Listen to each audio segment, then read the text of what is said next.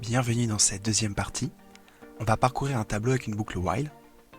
On affiche chaque valeur du tableau et on n'oublie pas d'incrémenter i. Mais là, on va avoir déjà une première erreur. La première erreur, c'est qu'on n'a pas le droit d'utiliser un i32 pour indexer un tableau, on est obligé d'utiliser le type usize. Le type usize a la particularité d'avoir la même taille que l'architecture du processeur. 64 bits pour un processeur 64 bits, 32 pour un 32 bits. Cependant, on voit qu'il y a une autre erreur, on n'a pas le droit de modifier i après qu'il ait été initialisé. Par défaut, quand on déclare une variable, elle sera constante. Pour changer ça, il faut rajouter le mot-clé mut. Si j'essaie de recompiler, ça devrait fonctionner. On remarque que si on ne précise pas usize ici, c'est ce que le compilateur va proposer par défaut. Maintenant, il existe une autre boucle qui s'appelle la boucle for et qui permet une notation plus compacte. On peut même utiliser une notation encore plus compacte en itérant directement sur le tableau.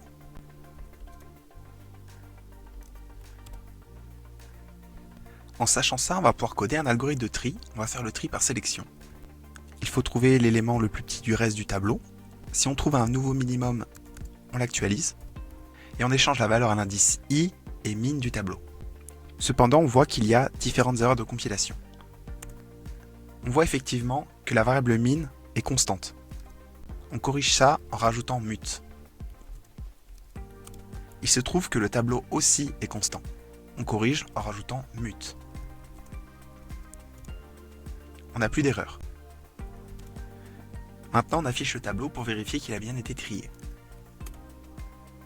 Il a été trié correctement. On peut améliorer cette notation en utilisant une méthode sur les tableaux qui s'appelle swap. Ça fonctionne toujours. On remarque que sur les boucles for, on itère jusqu'à la valeur 5 qui est la taille du tableau, et ce serait mieux d'utiliser une valeur qui s'adapte à la taille. Par exemple, ici, si je rajoute un élément, notre algorithme ne fonctionne plus. Pour ça, on peut changer 5 par a.len, qui renverra la taille du tableau. Maintenant, ça fonctionne. Maintenant, ce qu'on peut faire, c'est mettre cet algorithme dans une fonction. Et si on fait ça, on voit qu'il y a plusieurs erreurs. Premièrement, on voit que dans la fonction sort, a n'est pas mutable. En effet, pour corriger ça, il faut mettre mut devant a.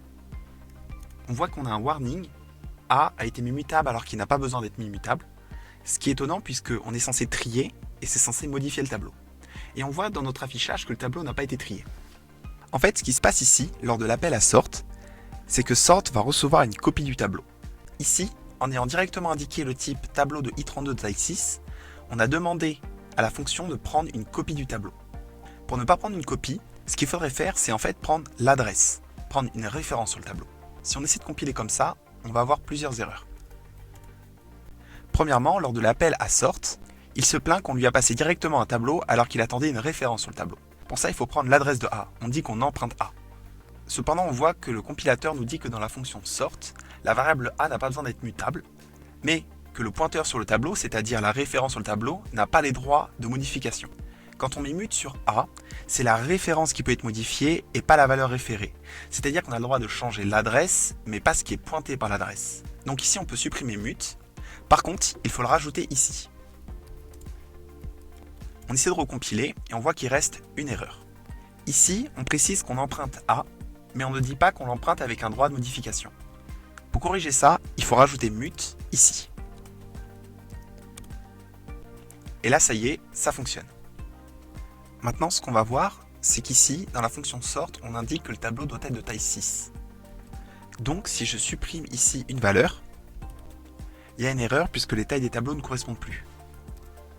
Ici, la taille du tableau doit être 6 au moment de la compilation.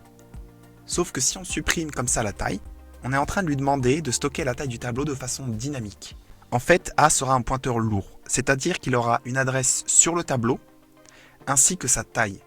La façon dont on peut le voir, c'est que ici, on peut toujours appeler a.len et il renverra toujours la bonne valeur.